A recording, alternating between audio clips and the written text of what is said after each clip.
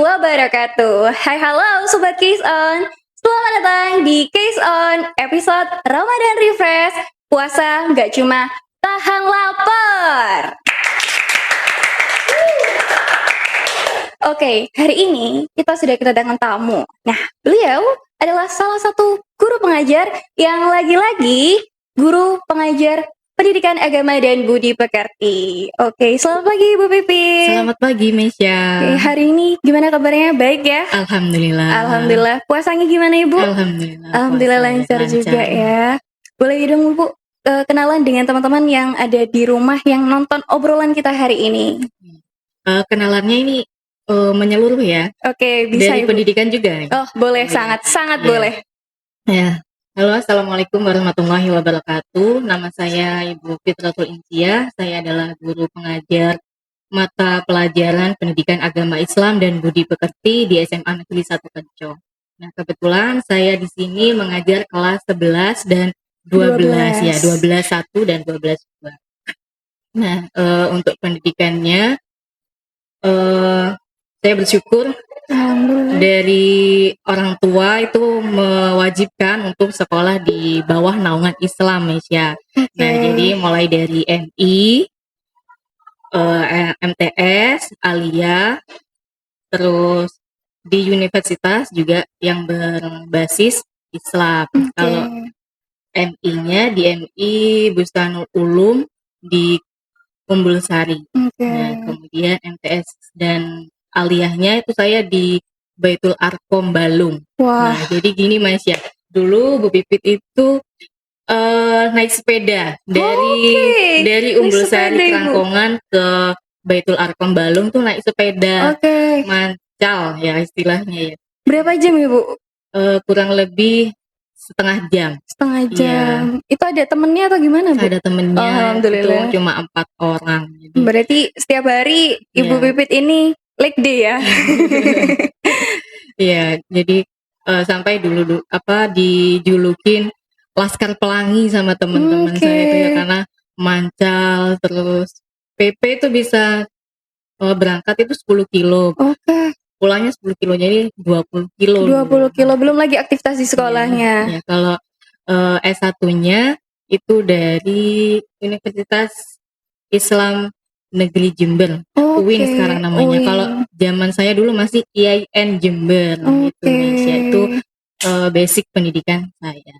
MA-nya tadi Bu belum disebutkan. Iya, MTS dan MA itu satu lembaga. Oh, masih satu lembaga. Ya, di Baitul Arkom Balung. Oke, boleh saya hai dulu ke para alumni mungkin yang lagi nonton. Halo, Ibu. Teman-teman alumni. Oke. Hari ini kita akan membahas sedikit tentang puasa, Bu. Lagi-lagi puasa ya, karena sekarang kan bulan puasa ya, Bu ya. Bulan Ramadan ya. Dari Ibu sendiri kan hari ini puasa ya? Ya, alhamdulillah. Nah, saya pengen tanya nih Bu, selama ini Ibu merasa nggak ada tantangan-tantangan selama bulan puasa dan ketika ngajar di SMA Negeri 1 Kencong? Iya. Tantangannya itu bukan hanya lapar dan haus ya, tapi juga menahan emosi ya, Maisha. Tidak semua siswa itu yang semangat, ada juga yang mungkin nggak sahur ya, jadi lemes seperti itu. Mungkin tantangannya adalah di emosi. Bagaimana mengatur emosi ketika siswa yang tahu tidur aja atau nggak fokus, nah itu mungkin tantangannya. Tantangan terbesarnya di emosional tadi. Iya, tantangan mengajar ketika Ramadan. Berarti diuji banget lah ya Bu untuk uji kesabaran ini. Sekarang saya pengen tanya nih Bu, kan di bulan puasa Ramadan ini kita sering dong dehidrasi atau segala macam yang ya kiranya kita tuh kekuras banget lah tenaganya. Nah kadang kita tuh nggak sengaja lah nelan ludah gitu. Nah itu kira-kira menurut Ibu itu membatalkan nggak sih ketika kita puasa? Iya. Menelan ludah itu tidak membatalkan puasa, karena yang membatalkan puasa itu makan secara disengaja, minum secara disengaja. Nah, menelan ludah itu kan adalah istilah alamiah ya, respon tubuh. Iya, respon tubuh. Tapi kalau menelan ludahnya disengaja dengan menelan ludah dengan kuah bakso atau kuah apa ya? Kuah soto ya, atau es teler, nah itu yang tidak boleh ya. Itu disengaja. Yes. Itu yang paling nggak Iya, boleh, Bu. seperti yang di video TikTok itu biasanya muncul di beranda. Iya, itu jadi salah satu godaan ya, Bu. Setan dikurung tapi FYP masih sering lewat yang buat nguji keimanan kita. Oke. Tadi kan udah, Bu, nelen ludah. Kalau sekarang nih yang paling relate dengan kita. Ibu pakai skincare nggak? Iya, pakai. Pakai. Saya sendiri juga pakai. Nah, ketika kita skincarean, contohnya seperti moisturizer, serum, apalagi skincare sunscreen yang paling penting, itu kan pasti menyerap ya, Bu ya. Nah, kira-kira itu bisa membatalkan nggak sih, Bu? Ya, kalau skincare itu tidak membatalkan ya. Kalau misalkan ya kita harus hati-hati dalam memakai skincare. Jangan sampai skincare itu sampai kena mata atau lubang hidung atau masuk ke lubang mulut. Nah, itu kita harus hati-hati. Tapi kalau tidak disengaja itu tidak membatalkan puasa. Nah, di bulan puasa ini, Bu, kan saya sering tuh ketemu orang-orang, apalagi pas waktu ngabuburit. Nah, itu saya sering banget ketemu sama orang-orang yang masih suka emosi. Padahal kan bulan puasa ini nahan emosi, ngendaliin diri, nahan kesabaran. Nah, kenapa di bulan puasa Ramadan ini orang-orang tuh malah lebih galak gitu, Bu? Gak kayak biasanya. Kan harusnya nahan kesabaran kan ya? Iya. Memang biasanya orang kalau lapar itu bisa jadi emosi ya. Iya, oke. Nah, memang di dalam Al-Quran, Quran surat Al-Baqarah itu ya ayyuhalladzina amanu kutiba alaikumusyyam kama kutiba alal ladzina min qablikum la'allakum tattaqun. Jadi diwajibkan berpuasa atas kamu agar kamu bertakwa. Jadi berpuasa itu bukan hanya menahan lapar, tapi juga menahan emosi. Dimana dengan menahan emosi itu kan sama halnya menahan hawa nafsu untuk marah. Jadi ketika marah itu berarti kan tidak menahan emosi. Nah, itu kalau kita selama puasa ini bisa menahan emosi, bisa menahan marah, nah itu bisa mengendalikan ketakwaan kita juga. Biar kita makin bertakwa. Sekarang kemarin saya sempat bahas tentang puasa jari dengan Ibu Win. Nah, kalau sekarang saya pengen bahas tentang puasa mata, Ibu. Nah, sekarang kan banyak tuh seliuran konten-konten mukbang, terus apalagi konten-konten yang mengundang kita ke maksiatan gitu lah. Nah, itu kira-kira biar kita bisa ngejaga untuk tetap menjaga pandangan dari puasa mata itu sendiri, menurut Ibu gimana? Memang di zaman ini kita tidak bisa terlepas dari media sosial ya, Indonesia ya. Bagaimana kita menjaga agar kita tidak scroll terus-terusan. Nah, kemudian selama Ramadan ini biar tetap produktif. Nah, tetap kalau misalkan mencari kajian itu boleh ya, tapi kita juga harus membatasi apa yang kita lihat, apa yang kita dengar.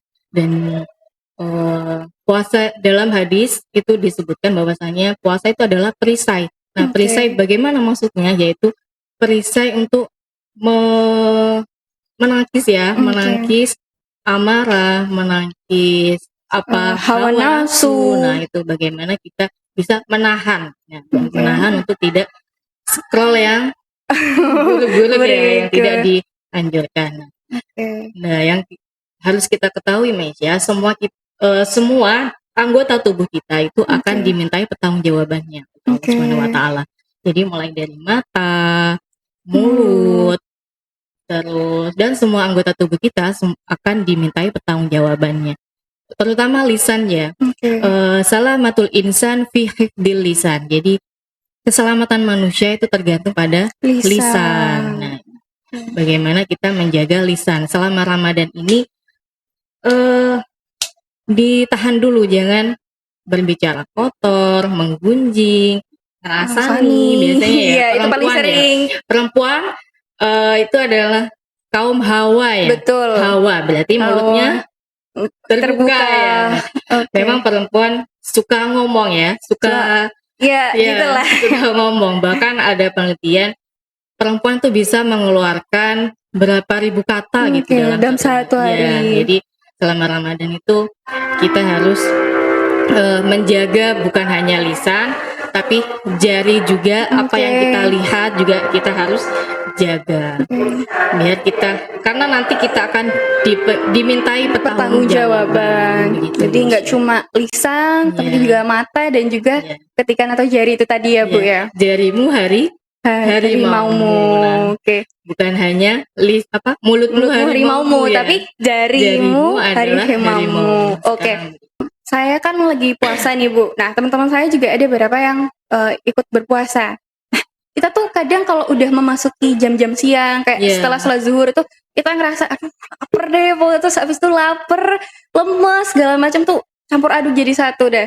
Nah sebenarnya ada nggak sih Bu tips untuk kita tuh biar tetap semangat di ketika berpuasa dan udah memasuki jam-jam lemes ini Bu, biar kita tuh tetap konsisten gitu ngelaksanain tugas-tugas sekolah dan lain-lain. Memang puasa bukan hanya menahan lapar aja ya. Nah kemudian yang perlu diingat adalah selama zamannya Nabi itu ada perang Badar. Jadi perang Badar itu juga dilaksanakan waktu Ramadan, Misha. Jadi itu mungkin bisa jadi motivasi untuk kita tetap produktif di bulan Ramadan. Nah, dan tubuh kita itu sepertiga air, sepertiga udara, dan sepertiga makanan. Jadi biar tetap produktif, biar tetap badan fit, gak lemes. Nah itu harus diingat ya Mesya ya. Sepertiga air, sepertiga udara, sepertiga makanan. Nah, jadi ketika buka puasa jangan semuanya dimasukin Jadi pelan-pelan aja ya Bu ya. Semuanya dimasukin. Biasanya kan beli takjil banyak gitu ya. Mukbang. Beli takjil banyak, kemudian entah itu dimakan semua atau gimana. Nah, kalau tubuh kita terlalu banyak makanan, biasanya bisa ngantuk ya, bisa ngantuk. Nah, makanya biar tetap fresh, maka ingat itu tadi sepertiga air, sepertiga udara, sepertiga makanan. Jadi tetap ngutamain 3 itu tadi ya Bu ya. Kemudian ketika sahur itu juga makan makanan yang bergizi, tidur yang cukup, aktivitas yang cukup juga Bu. Soalnya kan kalau kita bicara tentang tidur nih, udah pasti teman-teman atau bahkan yang lagi nonton ini nontonnya juga sambil tidur Bu. Kurang aktivitas sehingga bisa penumpukan di dalam tubuh, nggak sehat juga kan ya Bu ya. Nah di bulan puasa ini udah sering kali lah kita temui ada acara bukber di mana-mana. Bahkan mungkin angkatan Ibu juga mau ngelaksanain bukber. Masih belum ada. Tapi kalau kelas saya udah ada nih Bu. Nah di acara bukber ini tuh kadang sering banget, bukan kadang lagi, kita temuin tuh ada beberapa anak yang mereka tuh ninggalin sholat maghrib gitu, karena ingin mengutamakan makan, foto-foto, velocity-an. Nah, dari Ibu sendiri, sebenarnya gimana sih tanggapan Ibu tentang orang-orang yang mereka tuh lebih mendahulukan tradisi daripada ibadah? Nah, ibadah itu adalah ibadah sholat terutama ya, itu adalah kewajiban umat muslim. Jadi apa yang diwajibkan itu yang harus dilaksanakan terlebih dahulu, bukan tradisinya. Nah, bolehlah kita untuk berbuka puasa bersama, bukber ya, itu untuk menjalin silaturahmi ya. Nah, tapi harus tidak meninggalkan sholat. Mungkin gini ya Maisha, triknya, misalkan sudah kumpul, kemudian itu disediakan minum dan juga mungkin kurma sebagai pembuka Nabi itu kurma ya. Jadi ketika mendengar azan, sunahnya itu menyegerakan untuk berbuka puasa. Nah, jadi ketika dengar azan itu minum terlebih dahulu, membatalkan puasa itu diminum dulu, berbuka dengan air atau dengan kurma terlebih dahulu, kemudian sholat. Nah, cari tempat bukbernya itu yang ada musolahnya gitu ya. Gak terlalu jauh untuk kita ngelaksanain ibadah. Jadi gak ada alasan ya Bu untuk kita skip sholat maghrib. Meninggalkan sholat maghribnya. Apalagi kan kewajiban ya Bu sebagai umat muslim. Nah, saya sendiri kan punya beberapa teman yang sekarang lagi haid, nah Bu. Nah, sebagai seseorang yang mungkin mereka berhalangan untuk melaksanakan puasa, entah itu haid, entah itu ibu-ibu yang nifas dan lain sebagainya, itu gimana etikanya sih Bu, gimana etika dalam berpuasa ketika mereka itu berhalangan sama puasa itu sendiri? Ya. Ketika kita lagi haid atau ibu-ibu menyusui, nah itu kan memang tidak diwajibkan atau bahkan tidak boleh ya untuk berpuasa. Nah itu etikanya kan mesti haus ya. Iya betul. Itu kalau misalkan minum bisa di tempat yang tertutup. Nah banyak sekali siswa, mungkin orang di luar sana yang dia tidak puasa tapi ditunjukkan ke orang lain. Nah itu sama halnya dengan tidak menghormati atau menghargai. Jadi kita meskipun tidak puasa sedang haid, nah itu harus tetap menghargai orang yang berpuasa. Gitu. Jadi kalau di sekolah kita ya udahlah gitu menghargai teman-teman yang berpuasa. Kalau misal mau makan cari tempat yang tertutup gitu. Nah, itu tadi ya. Jadi puasa tidak hanya menahan lapar tapi menahan emosi, juga menahan etika kita ketika tidak berpuasa. Ramadan kan ini masih sering disebut sebagai bulan ampunan nih Bu. Nah itu di sekolah nih itu kadang masih ada aja yang nyinyir, terus masih ngelakuin hal-hal yang menurut saya itu bisa ngurangin pahala puasa kita gitu. Nah gimana kita nanggepin orang-orang yang sekiranya kayak gitu tuh Bu? Gitu gimana? Yang orang-orang yang sering nyinyir, gosipin, padahal kita nggak ikut-ikutan. Ya, mungkin dinasehatin yang pertama ya. Yang kedua, kita jangan ikut seperti itu juga gitu ya, karena akan mengurangi pahala puasa. Kalau puasa tidak menahan itu semuanya, berarti puasanya hanya menahan lapar dan haus aja, tidak mendapatkan keberkahan dari puasa itu sendiri. Ya. Tapi kadang ada orang yang kita ingetin tuh Bu, tapi ngerasa paling benar, kayak ngerasa tuh masih apaan sih orang aku juga nahan lapar, nahan gini, kan sama aja puasa gitu. Iya, kalau udah dinasehatin tidak bisa, nah Allah yang membolak-balikan hati ya. Nah jadi yang bisa membolak-balikan hati manusia itu adalah Allah. Mungkin kalau sudah dinasehatin tidak bisa, ya semoga kita doain orang tersebut semoga mereka dapat hidayah. Jadi lebih baik. Jadi kalau nggak bisa ditegur, kita serahkan kepada Allah ya Bu ya. Di bulan Ramadan ini kan orang tuh banyak berburu pahala ya Bu, rebut-rebutan lah. Jadi otomatis jadi alim semuanya. Nah, gimana untuk caranya kita yang saat ini lagi proses memperkuat ibadah, tapi nggak berhenti di bulan Ramadan aja, tapi juga berlaku setelahnya? Iya, bulan puasa ini mengajarkan kita untuk melatih diri ya.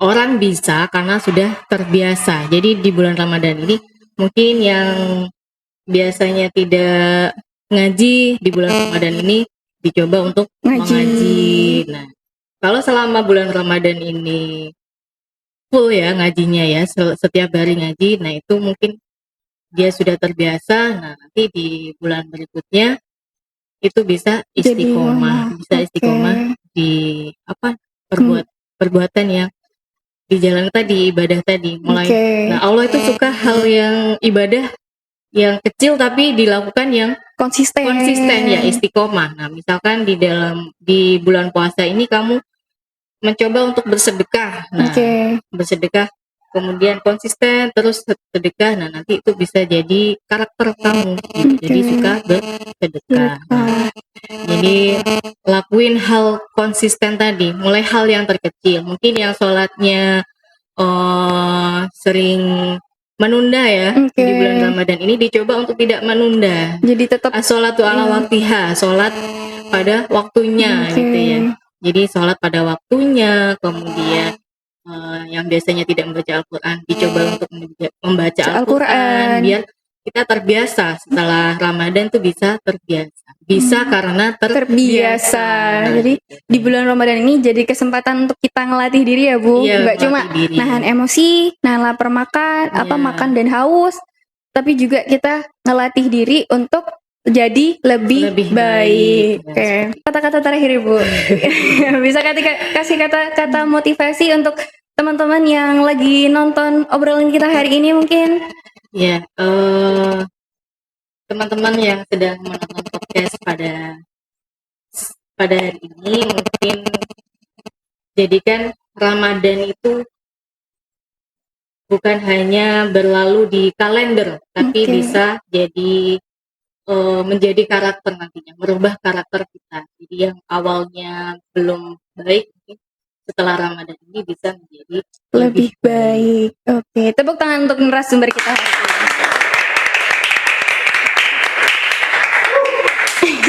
Oke, terima kasih Bu Pipit karena sudah banyak nih ngobrol-ngobrol dan berbagi ilmu dengan saya dan juga teman-teman yang lagi nonton di rumah. Ya, mohon maaf apabila ada kesalahan. Tapi alhamdulillah ilmu yang Ibu berikan ini sangat amat bermanfaat insya Allah bagi teman-teman di rumah dan saya sendiri. Untuk teman-teman yang lagi di rumah, jangan lupa like, comment, and share video kita kali ini. Saya Misha Dewi Mulani pamit undur diri.